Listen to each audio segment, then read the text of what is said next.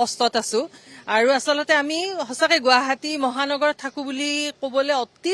লাজ পাওঁ তাৰমানে দুখো লাগে আমি গুৱাহাটীত কিয় আছো সবেইতো গুৱাহাটীখনকে আশা কৰে সবে গুৱাহাটী চাই এই 3 বছৰ ধৰি আমি এই ৰাস্তাটোত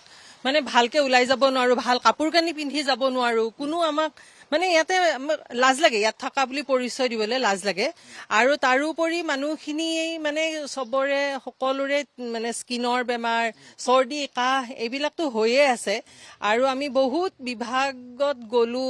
ডিসি অফিচলৈ গলো এইবিলাক কাউন্সিলৰৰ তাত কেইবাবাৰো গলো আজিও কোনোবা গৈছে আমাক তেখেতে ক'লে যে আপোনালোকে সিএমৰ ওচৰত যাওক আমাক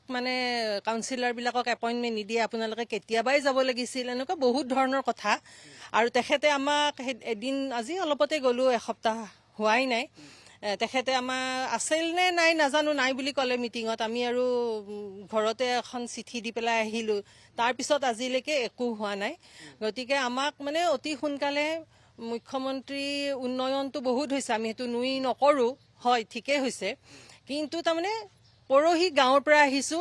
তাত লাজ লাগিছে আহি পেলাই দুখ লাগিছে আমাৰ যে আমি গুৱাহাটীত আছো গাঁৱৰ ৰাস্তা ধুনীয়া এতিয়া আমি আপোনালোকৰ চেনেলৰ জৰিয়তে ND24 চেনেলৰ জৰিয়তে মুখ্যমন্ত্ৰী ছাৰক আমি দৃষ্টিগোচৰ কৰিব খুজিছো যাতে তেখেতে আমাৰ কষ্টত আছো আৰু আচলতে আমি সঁচাকে গুৱাহাটী মহানগৰত থাকো বুলি ক'বলৈ অতি লাজ পাওঁ তাৰমানে দুখো লাগে আমি গুৱাহাটীত কিয় আছো সবেইতো গুৱাহাটীখনকে আশা কৰে সবে গুৱাহাটী চাই এই 3 বছৰ ধৰি আমি এই ৰাস্তাটোত ভালকে ওলাই যাব নোৱাৰো ভাল কাপোৰ কানি পিন্ধি যাব নোৱাৰো কোনো আমাক ইয়াতে লাজ লাগে ইয়াত থকা বুলি পৰিচয় দিবলৈ লাজ লাগে আৰু তাৰোপৰি মানুহখিনি সবৰে সকলোৰে স্কিনৰ বেমাৰ চৰ্দি কাহ এইবিলাকতো হৈয়ে আছে আৰু আমি বহুত বিভাগত গলো ডিসি অফিচলৈ গলো এইবিলাক কাউন্সিলৰৰ তাত কেইবাবাৰো গলো আজিও কোনোবা গৈছে আমাক তেখেতে ক'লে যে আপোনালোকে সিএমৰ ওচৰত যাওক আমাক কাউন্সিলৰ বিলাকক এপইন্টমেন্ট নিদিয়ে আপোনালোকে কেতিয়াবাই যাব লাগিছিল এনেকুৱা বহুত ধৰণৰ কথা আৰু তেখেতে আমাক এদিন আজি অলপতে গলো এসপ্তাহ হোৱাই নাই তেখেতে আমাৰ আছিল নে নাই নাজানো নাই বুলি ক'লে মিটিঙত আমি আৰু ঘৰতে এখন চিঠি দি পেলাই আহিলো তাৰ পিছত আজিলৈকে একো হোৱা নাই গতিকে আমাক অতি সোনকালে মুখ্যমন্ত্ৰী উন্নয়নটো বহুত হৈছে আমি হেতু নুই নকৰো হয় ঠিকে হৈছে কিন্তু পৰহি গাঁৱৰ পৰা আহিছো তাত লাজ লাগিছে আহি পেলাই দুখ লাগিছে আমাৰ যে আমি গুৱাহাটীত আছো গাঁৱৰ ৰাস্তা ধুনীয়া এতিয়া আমি আপোনালোকৰ চেনেলৰ জৰিয়তে ND24 চেনেলৰ জৰিয়তে মুখ্যমন্ত্ৰী ছাৰক আমি দৃষ্টিগোচৰ কৰিব খুজিছো যাতে তেখেতে আমাৰ এই অঞ্চলটো যাতে চকু দিয়ে এইফালে কেমেৰাটো দেখুৱাই থাকক তেওঁলোকে সন্তানক থৈ আহিছে পিতৃ মাতৃয়ে স্কুল যাবলৈ ল'ৰা ছোৱালীৰ কিটো অৱস্থা এতিয়াতো দেখাই পাইছে আমি গোন্ধত ইয়াত থাকিব নোৱাৰো বেলকনিত আমি ওলাব নোৱাৰো ৰাস্তাৰ এতিয়া পৰীক্ষা ছোৱালীৰ লছ হৈছে এতিয়া বাৰিষা নহয় খৰালি আজি কিমান মাহ ধৰি বৰষুণ নাই তথাপি আমাৰ ৰাস্তাত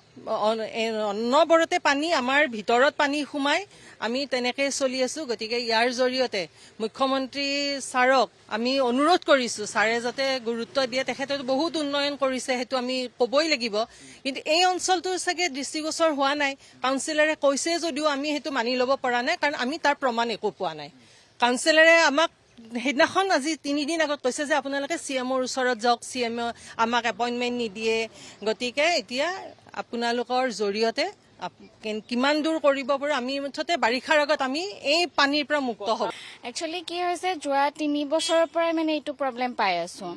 আমি প্ৰশাসনক বহুত ক'লো কিন্তু তেওঁলোকৰ ফালৰ পৰা একো সুবিধা আমি পোৱা নাই তো এইটো এটা দিগদাৰ হৈছে সোনকালে যাতে এইটো সলিউশন এটা হয় কাৰণ বাৰিষাটো আহি আছে আৰু বাৰিষা হলে কি হয় আমাৰ গোটেই কমপ্লেক্সৰ ভিতৰলৈকে পানী সোমাই যায় আমি অফিচ যাব নোৱাৰো স্কুল যাব নোৱাৰো আনকি আমাৰ ফ্ল্যাটত কি কয় আপোনাৰ পেশেন্টও আছে তো এম্বুলেন্সও নাহে তো এইটো যাতে সোনকালে এটা কিবা কৰি দিলে ভাল হয় আৰু ডায়ালিসিস পেশেন্ট আছে তাত নিব নোৱাৰে বাৰিষা যদি ডায়ালিসিস কৰিব নোৱাৰে পেশেন্টৰ কি অৱস্থা হ'ব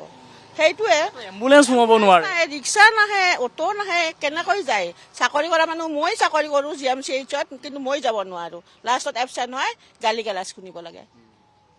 গতিকে চৰকাৰে অকণমান কৰিব লাগে আমাৰ কাৰণে আজি সমস্যা নহয় 2022 চনৰ পৰাই আমি এই সমস্যাটোত ভুগি আছো আৰু সেই হিচাপত আমি আমাৰ যিটো কাউন্সিলৰ বাইদেউ অঞ্জনা বৰা বাইদেউৰ লগতো আমি কথা পাতিছোঁ। তাৰপিছত মেয়ৰ তাতো গ'লোঁ, মেয়ৰৰ পিছত জয়ন্ত মল্লভ বৰুৱা ছাৰৰ তাতো যোৱা গ'ল। তাৰ পৰা আমি গ'লোঁ ডিজাষ্টাৰ মেনেজমেণ্টৰ কৌশিক তালুকদাৰ তাতো আমি বহুতবাৰ খাটনি কৰিছোঁ। তেওঁলোকে আহি নলা চলা চাফা কৰিছিল, কিন্তু সেইটো এটা পাৰ্মানেণ্ট চলিউশ্যন নহয়। তো যেতিয়া বাৰিষাই আমি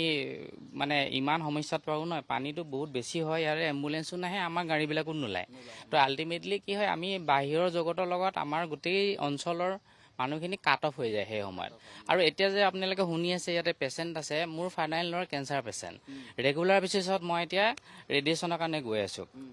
আজি যিটো অৱস্থা দেখা পাইছে, এজাক যদি বৰষুণ আহে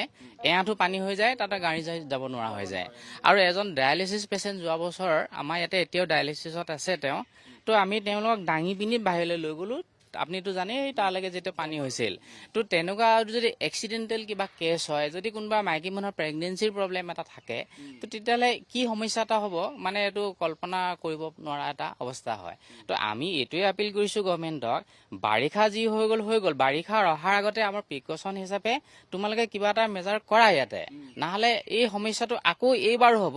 আৰু আমি এতিয়া মনে মনে তাৰমানে যিমানবিলাকে মানে জৰুৰীকালীন অৱস্থাত থকা মানুহ, যেনেকৈ পেচেণ্ট, স্কুলত যোৱা ল'ৰা ছোৱালী, অফিচত যোৱা মানুহ, এইবিলাকৰ কাৰণে আমি ভাবি আছোঁ যে আমি নিজে নিজে ক'ৰবাত বাহিৰত ভাড়া ঘৰৰ ব্যৱস্থা এটাৰ কথা চিন্তা কৰি আছোঁ। কাৰণ মোৰ ফাদাৰ ইন লক মই ৰেগুলাৰ বেচিছত হস্পিটেল নিব লাগে। বহুতে ফ্লেট বিকি ভাড়া ঘৰলৈ যোৱা বুলি কৈছে আপোনালোকে। হয়, অলৰেডি গুচি গৈছে। ভাড়াঘৰ যিবিলাক খালী আছিলে এতিয়াতো খালী আছেই, আৰু যিবিলাক পাৰ্মানেণ্ট মানুহ যেনে আমাৰ নিজৰ ফ্লেট, আমিও এতিয়া ভাড়াঘৰৰ কথা চিন্তা কৰি আছোঁ। কিয় বাৰিষা যিটো অৱস্থা হ'ব সেইটোতো মানে কল্পনা কৰিব পৰা নাযায়।